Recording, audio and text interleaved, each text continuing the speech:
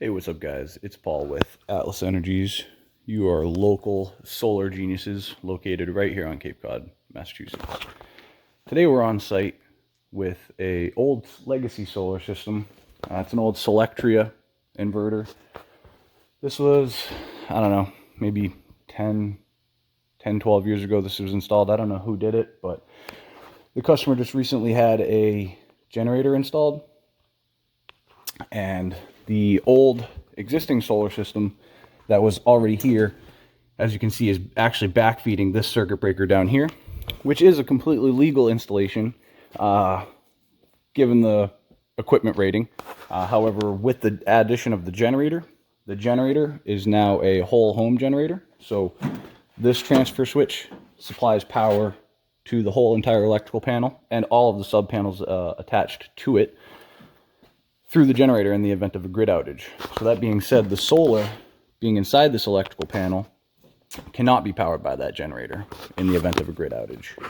During the day, when the sun's shining and the generator's on and then the solar kicks on, the solar can actually backfeed power into the generator, which could damage the generator. So we're currently here on site today to move that solar connection from the breaker inside the electrical panel into the transfer switch for the generator on the line side of the transfer switch mechanism.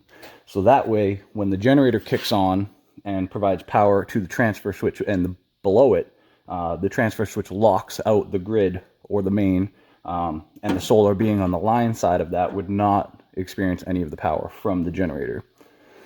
That being said, we're also going to rewire the whole AC components of this system.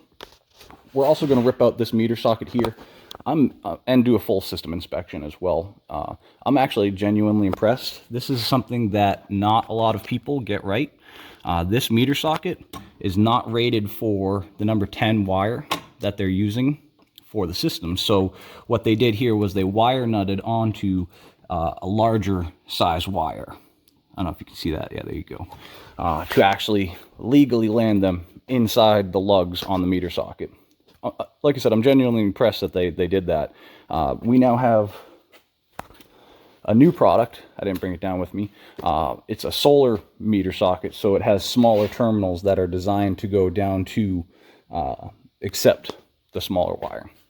Also, too, since we're going to be connecting on the line side of the transfer switch mechanism, there's not going to be any overcurrent protection. So what we're going to need to do is we're going to need to add a fused disconnect inside here to provide overcurrent protection.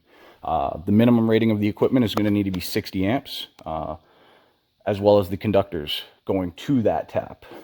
The disconnect also has to be within 10 feet from the actual tap location, but as you can see, it's going to be most likely right next to it.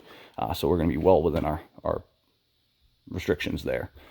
So we're going to be running number 6s to the tap, to the line side of the disconnect, and then we're going to be adding in 30 amp fuses to provide overcurrent protection at 30 amps, which is the ampacity rating of the wire that we're going to use, as well as the output of the inverter. And that's how you determine all of that, is the actual inverter ratings. Right here on the side, there's a nice little sticker. Tells you what the DC ratings of the inverter is, the AC ratings, all of that stuff. And that's what you're going to use to size the proper conductors and equipment that we're going to use. So like I said, just to recap today, what we're going to do is we're going to rip out everything, all of the wiring and equipment on the AC side. There's also an outside AC disconnect that we're going to replace. The one that they're using now is really for like air conditioning modules. So it's really just a service disconnect, and it's not meant to be disconnected under a load or anything. And you know what, we're going to go outside and take a look at that right now. And then we're also going to update everything with the proper labeling requirements with all of the current electrical code, just to let anybody know that there is a solar system here, where the disconnects are and everything like that.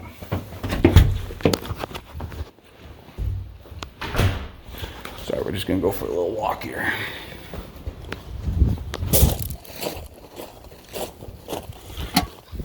So you can see this is the disconnect that we're going to be installing. It's a sidearm switch knife blade disconnect. All right, so this is the outside equipment area. you can see that's the existing disconnect that was installed there, and we're going to be replacing it with this one, which is a utility approved disconnect for this area. As I mentioned, the inside here is mainly just for servicing of equipment, to disconnect it while a technician's working on it. So that's pretty much it. I'll make another update video once everything's done and go through the full system with you.